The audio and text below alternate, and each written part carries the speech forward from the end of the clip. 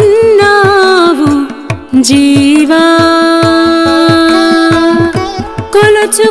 కొలుచుకొన్నావు జీవా గర్భములో గర్భమై నీకు నీవే కొలుచుకొన్నావు జీవా గర్భములో గర్భమై నీకు నీవే పలికించుకొని చేరావు పలికించుకొని చేరావు నీ ప్రజ్ఞ నీకు తెలుసా పలికించుకొని చేరావు నీ ప్రజ్ఞ నీకు తెలుసా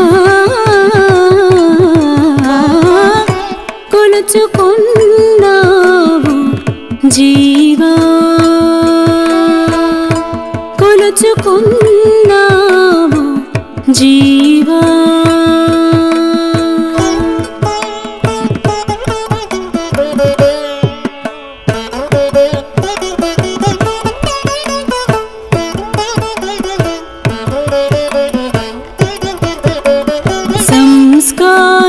సంస్కారవంతుడవు జీవా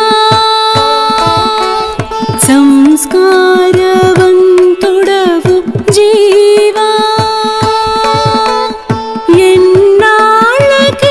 ఎన్నాళ్ళకెన్నాళ్ళకో మరి సంస్కారవంతుడవు జీవా ఎన్నాళ్ళకెన్నాళ్ళకో మరి కనబడని నీవు కనిపించుకున్నావు కనబడని నీవు కనిపించుకున్నావు కొలుచుకున్నావు జీవా గర్భములో గర్భమై నీకు నీవే కొలుచుకున్నావు జీవా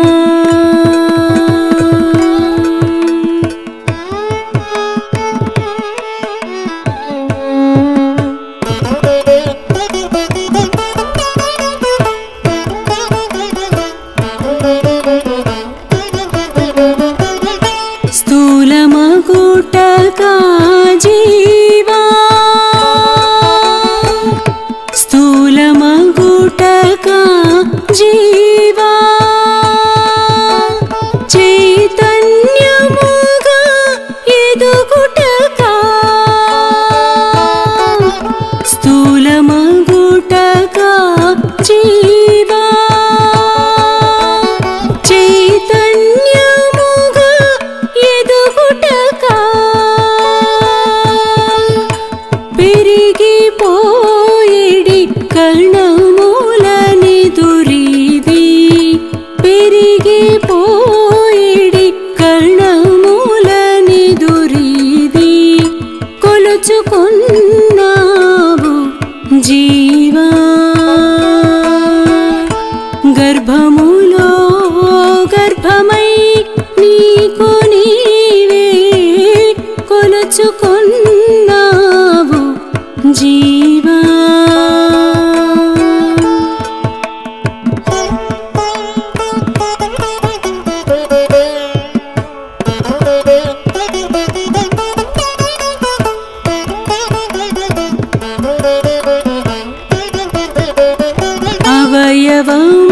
అవయవములాయివి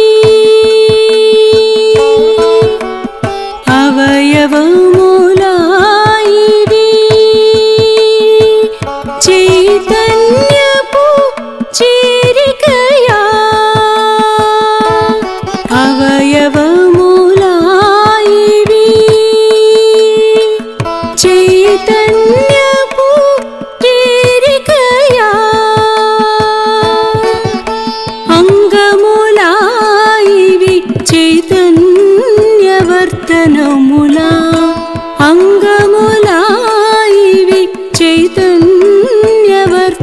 గర్భములా కొలుచుకున్నావు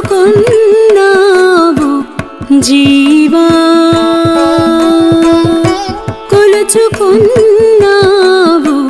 జీవా గర్భములో గర్భమై నీకు నీవే పలికించుకుని చేరావు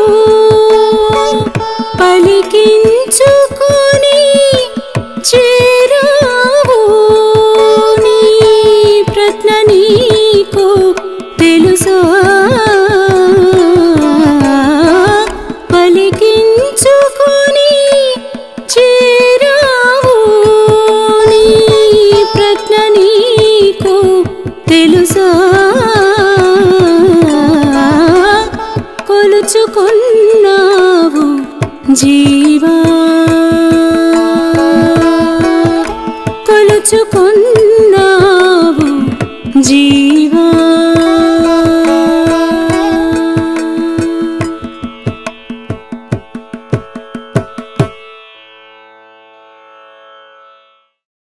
మాత, పాట చాలా బాగుంది. కాస్త వివరించి చెప్తారా పాట గురించి? రైట్. ఇప్పుడు పాటలో ఏమంటున్నారు? కొలుచుకున్నావు జీవా అంటున్నారు. నిన్నేమంటున్నారు? కొలుచుకున్నావు జీవా. నిన్ను జీవా అని సంబోధన చేస్తున్నారు. జీవుడు అంటే ఏమిటో చెప్తున్నారు. మనం ఏమనుకుంటాం? నేను మనిషిని, అది కుక్క, ఇది పిల్లి అంటున్నాం. కానీ ఇప్పుడు అట్లా అనటం లేదు. ఏమంటున్నారు? జీవ అంటే ఈ దేహం యొక్క గుర్తింపుతో కాకుండా ఐడెంటిఫికేషన్ ఎట్లా? రూపం చూసి పిల్లి అన్నాం. కానీ పిల్లి లోపల ఉన్నది జీవుడే, కుక్క లోపల ఉన్నది జీవుడే. అట్లాగే మనం అందరం మనుషులం అని తిరుగుతున్నాం. మనిషి లోపల ఉన్నది కూడా జీవుడే. ఆ జీవ రూపంతో నిన్ను సంబోధన చేస్తున్నారు. ఇప్పుడు నువ్వు సైన్స్ లో ఏం చదువుకున్నావు?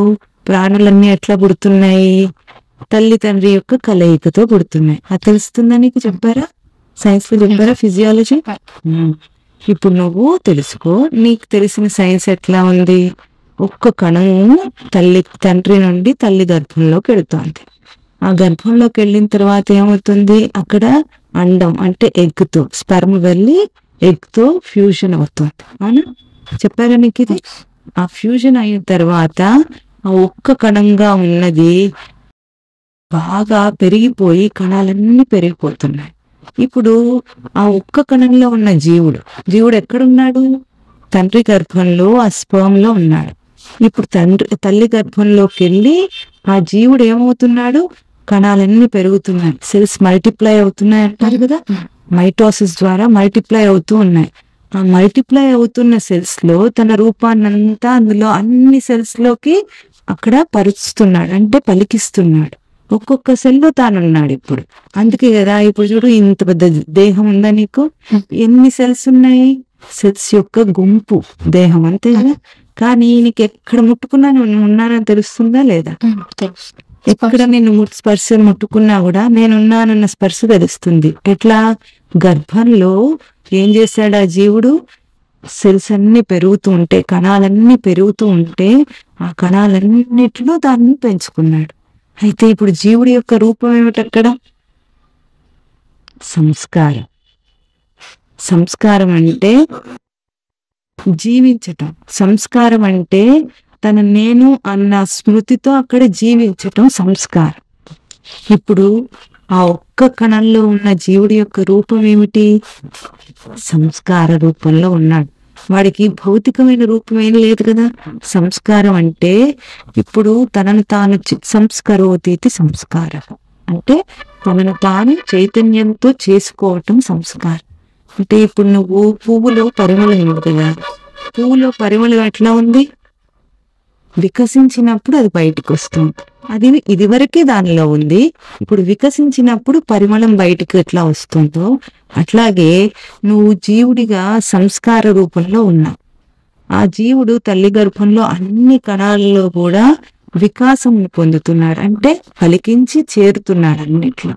ఆ దేహాన్ని నిర్మాణం చేసుకుంటున్నాడు. అట్లా చేసుకునేటప్పుడు ఏమవుతుంది? నీ సంస్కారం అన్నిట్లో వెళుతుంది. జీవుడు అంటేనే సంస్కార రూపం, చైతన్యాన్ని చేసుకున్న రూపం. ఆ చైతన్యంతో ఎదుగుతున్నాడు వాడు అక్కడ. ఆ సంస్కారంతో జీవింపజేసినందువల్ల వాడు జీవుడైనాడు. ఇప్పుడు ఈ కొలుచుకున్నావు, సంస్కారంతో నిన్ను నువ్వు కొలుచుకున్నావు. ఆ ప్రజ్ఞ నీది, నీ స్వరూపం. ఇప్పుడు కొలత అంటే ఎట్లాగూ ప్రతి కణంలో కూడా నీ సంస్కారాన్ని నిలిపి కొలిచవుతాడు. అది నీ ప్రజ్ఞ. ఆ ప్రజ్ఞ నీకు తెలుస్తుందా? ఇప్పుడు ఎట్లా తెలుస్తోంది? ఇప్పుడు అది నీ తెలివి రూపంలో ఉంది. ఎట్లాగైతే గర్భంలో అన్ని కణాలను కొలిచావో, ఇప్పుడు అన్నిటినీ తెలుసుకునే తెలివి రూపంలో దాన్ని నిలుపుకున్నావు. అది నీ స్వరూపం. అది ఎవరు చేశారు? గర్భంలో గర్భమైనావు నీవు. తల్లి గర్భమేమో ఒక గర్భం, అంటే నీకు స్థానాన్ని ఇచ్చింది. యూటరస్ అని నీకు తెలుసు కదా. అట్లాగే నువ్వు కూడా దానికి గర్భం అయినావు. గర్భం అంటే గరిణి, అంటే గ్రహించటం, వ్యక్తం చేయటం. నీ చైతన్యాన్ని నువ్వే గ్రహింపులోకి తీసుకున్నావు, కణంలో వ్యక్తం చేసుకున్నావు. అందుకే గర్భంలో గర్భమైనావు. అది ఎవరు చేశారు? ఎవ్వరు నీకు సహాయం లేరు అక్కడ. అంతా నీ సొంతగా నీకు నువ్వే చేసుకున్నావు. ఎందుకు? సంస్కారంతో వస్తున్నావు కనుక. ఆ సంస్కారాన్ని ప్రతి కణంలో కూడా పలికించి నీకు నువ్వే కొలుచుకున్నావు. కొలుచుకోవడం అంటే ఎట్లాగూ నీ దేహాన్ని నిర్మాణం చేసుకోవటానికి ఒక్కొక్క అంగమునకు, అవయవమునకు ఎన్ని కణములు కావాలో, గుండెకి ఎన్ని కణములు కావాలో, రక్తమునకు ఎన్ని కణములు కావాలో, ఎట్లా కావాలో, ఎంత పొటెన్షియల్ గా కావాలో అదంతా కొలుచుకొని ఆ దేహాన్ని నీవే నిర్మాణం చేసుకున్నావు. ఇదంతా దేంతో చేశావు? నీ ప్రజ్ఞ. అది నీ ప్రజ్ఞ అంటే నీ లోపలున్న తెలివి, సంస్కార రూపంలో ఉన్న తెలివే ప్రజ్ఞ. ఆ ప్రజ్ఞతోనే నువ్వు చేశావు. ఆ ప్రజ్ఞ నీకు తెలుస్తుందా?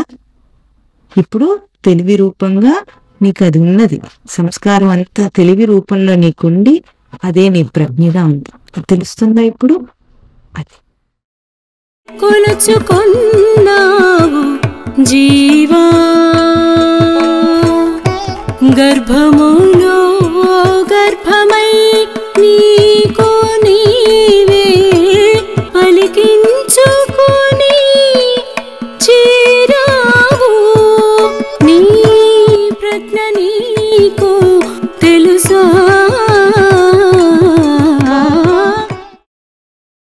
ఇప్పుడు సంస్కారవంతుడవు జీవ అంటే ఏమిటి? నువ్వు ఇప్పుడు ఎట్లా ఉన్నావు? సంస్కారం మూర్తిభవించిన రూపంలో ఉన్నావు. అంటే నువ్వంటే సంస్కారపు చేరిక, అది నీ స్వరూపం. అదే అందుకే నేను సంస్కారవంతుడు అంటున్నారు. జీవుడివి, సంస్కారవంతుడైన జీవుడివి. ఇప్పుడు ఆ సంస్కారము ఎట్లా వికసించింది? ఇదివరకేమో కనిపించకుండా ఉంది, ఇప్పుడేమో కనిపించే రూపంలోకి వచ్చింది. పెంచుకోవటం కోసం, అంటే సంస్కారాన్ని పలికించి ఇప్పుడు పెంచుకోవాలి. ఉన్నది ఉన్నట్లుగా ఉండకుండా ఎదగాలి. ఆ ఎదిగేటట్లుగా పెంచుకోవటం కోసమే కనపడని నీవు ఇప్పుడు కనిపించే రూపంలోకి వచ్చావు. సంస్కారం అంటే ఎట్లా ఉంటుంది? కనిపించకుండా ఎట్లా ఉంటుంది? ఇప్పుడు పువ్వు ఉందా, మొగ్గగా ఉన్నప్పుడు దాని పరిమళం కనిపించదు. కంటికి కనిపిస్తుందా? కనిపించదు. అది వికసించినప్పుడు అది బయటికి వ్యక్తం అయ్యింది. వ్యక్తం అవ్వటానికే దాని వికాసం, వ్యక్తం అవ్వటమే దాని వికాసం. అట్లాగే ఇదివరకు కనిపించకుండా ఉన్న నీకున్న సంస్కారము ఇప్పుడు వికసించి ఎదగటానికి నువ్వు కనిపించే రూపంలోకి వచ్చావు. సంస్కారవంతుడవు జీవా, ఎన్నాళ్ళకెన్నాళ్ళకో మరి కనబడని నీవు కనిపించుకున్నావు. ఇప్పుడు జీవుడు ఎంత ప్రయత్నం చేసింది దేనికోసమని? స్థూలంగా మాంసపు ముద్దలాగా ఉండిపోవటానికా, అంటే క్రాస్ బాడీ లాగా ఉండటానికా, లేదా అందులో చైతన్యంతో ప్రవర్తించటానికా? అంతా చైతన్యంతో ప్రవర్తించాలి. అక్కడేం చేశావు?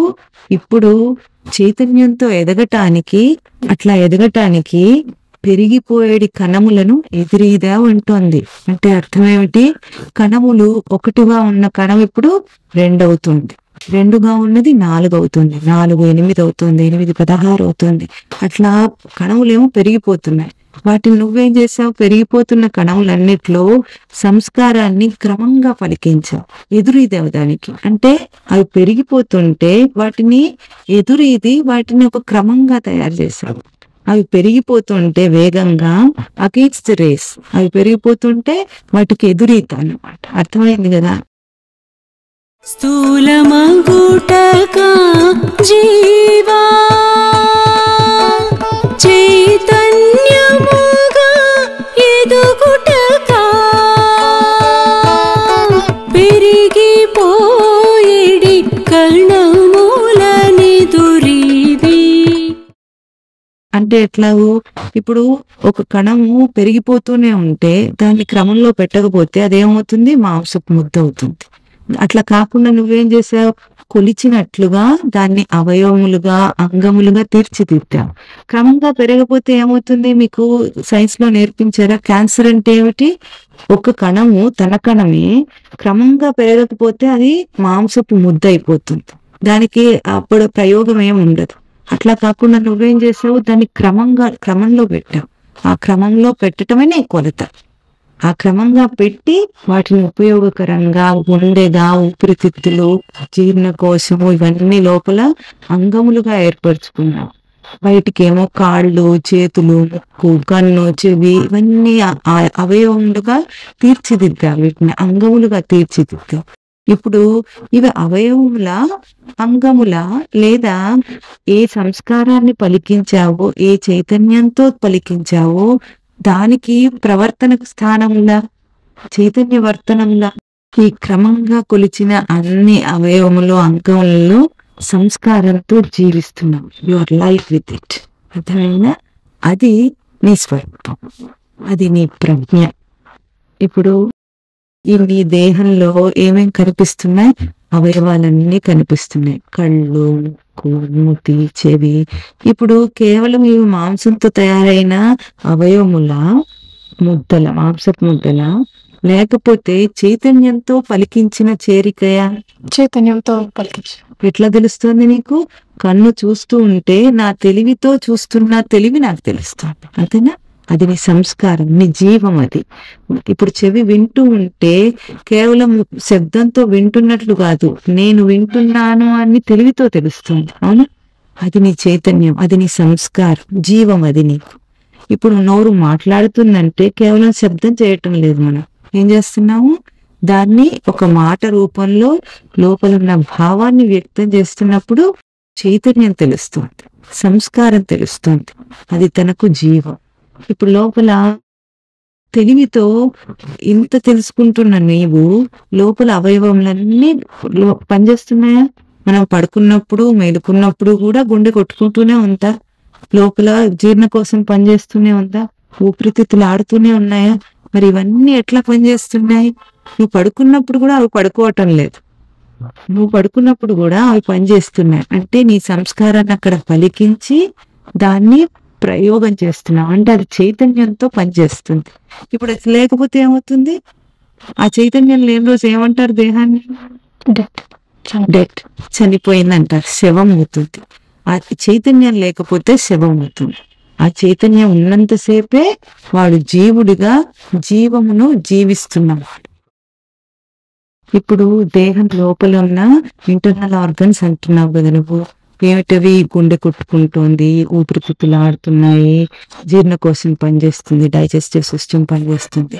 అప్పుడు నువ్వు నిద్రపోయావు అంటావు రోజు రాత్రికి, కానీ దేహం నిద్రపోతుంది. దేహానికి విశ్రాంతినిస్తావు రాత్రిపూట, కానీ అవి పనిచేస్తూనే ఉన్నాయంటే అర్థం ఏమిటి?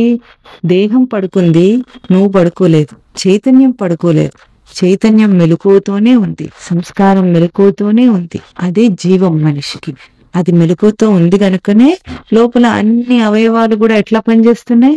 క్రమం తప్పకుండా పనిచేస్తున్నాయి. అంటే అర్థం ఏమిటి?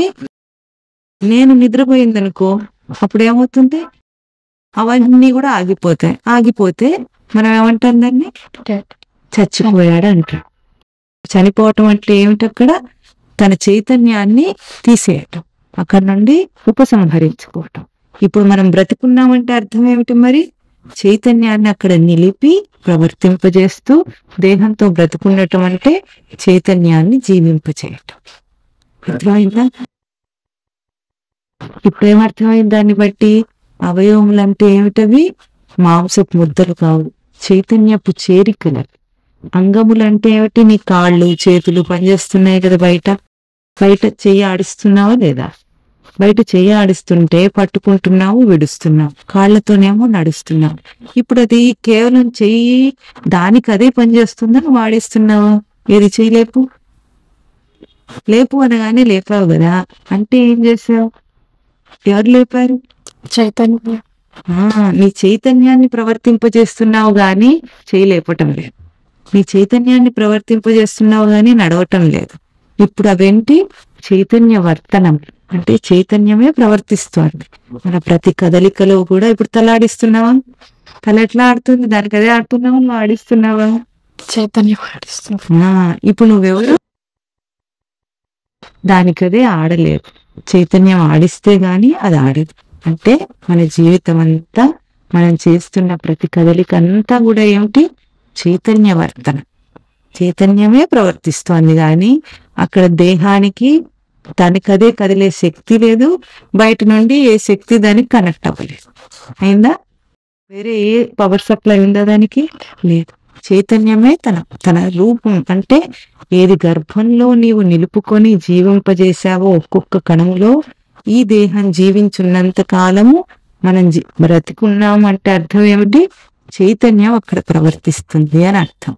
ఎప్పుడు దీన్ని తాను నిద్రపోయిన వాడిలాగా ఉన్నాడనుకో, అప్పుడు అంటే చైతన్యాన్ని వెనక్కి తీసుకుంటే అప్పుడు మరణం అంట. అప్పుడు కూడా దేహానికి మరణం గాని చైతన్యానికి కాదు. అవయవములాయివి